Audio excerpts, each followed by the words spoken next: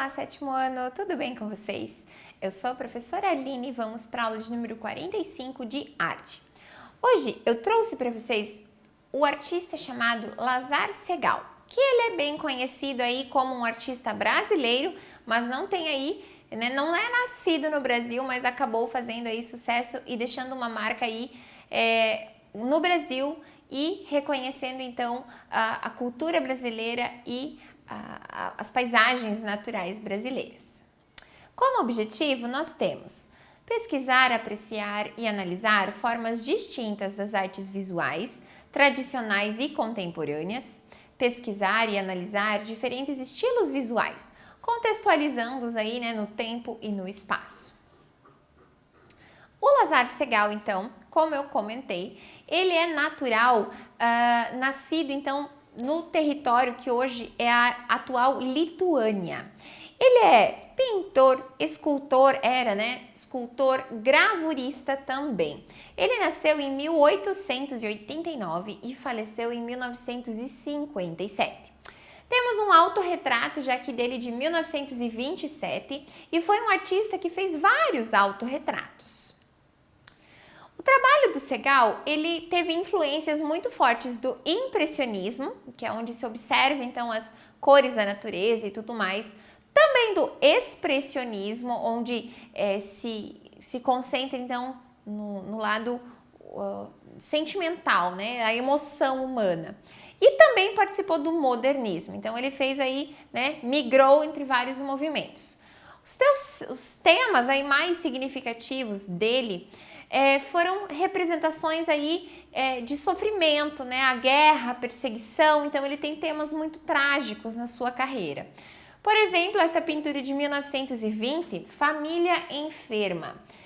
A gente vê toda uma precariedade, uma melancolia, então, nessa fase, então, de pinturas do Segal.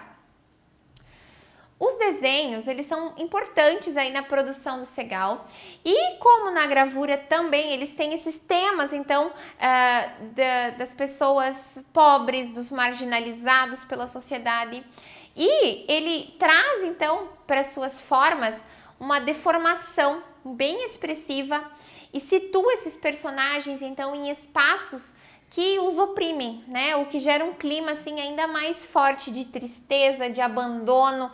Então ele tem esse olhar assim vazio, nas suas famílias ali marginalizadas quando ele retrata. Aqui, por exemplo, essa se chama Emigrantes 3, de 1936. Então ele vem trazer essa realidade, dessas pessoas então que passam por tantas dificuldades. Mas em 1923 ele mudou-se definitivamente para o Brasil, marcou presença aqui e veio para ficar. Ele já era um artista conhecido na época, mas foi aqui então que ele, segundo as suas próprias palavras aí, a sua arte ganhou o milagre da luz e da cor. Então ele se sente aí motivado, digamos assim, e utiliza cores mais vivas, deixa de lado um pouco esses temas tão melancólicos, E foi um dos primeiros artistas modernistas, então, a expor aqui no Brasil.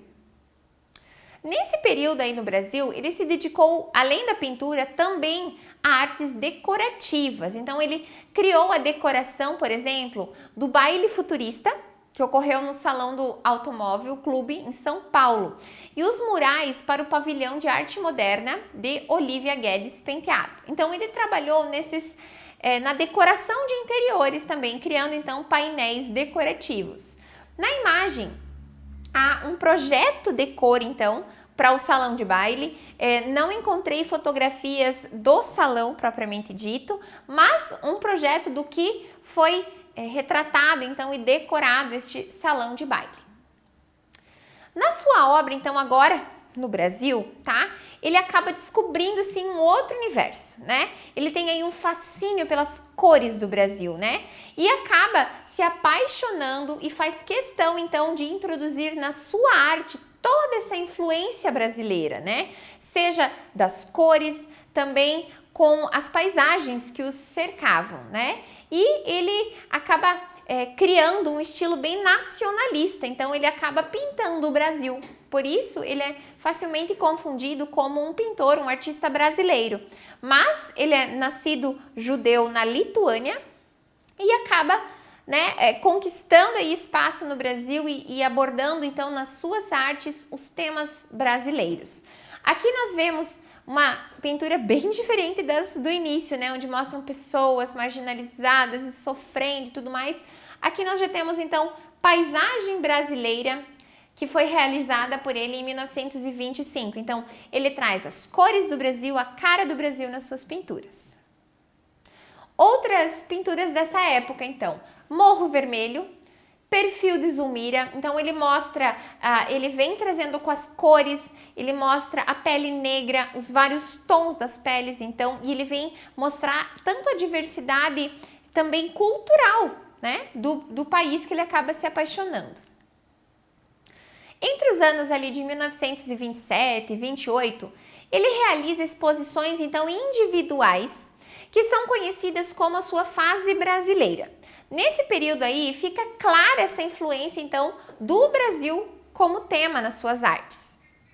Assim como, por exemplo, né, a figura dos negros, as plantas tropicais também, a representação das favelas. Então, em novembro, a Pinacoteca de São Paulo ali, ela adquire a pintura do Bananal. Isso acontece, então, agora mais recentemente, e essa pintura, então, do Bananal de 1927 pertence hoje em dia à Pinacoteca de São Paulo. Em 1929, o Sagal ele começou então a esculpir também em madeira, pedra e gesso. As mesmas figuras então sofridas já eram eternizadas nas suas pinturas, desenhos e gravuras. Então, ele também cria esculturas daqueles temas então lá do mais, não do início, digamos, mas no início da sua carreira artística, né, ele retrata essas cenas aí de sofrimento, algo mais melancólico nas esculturas.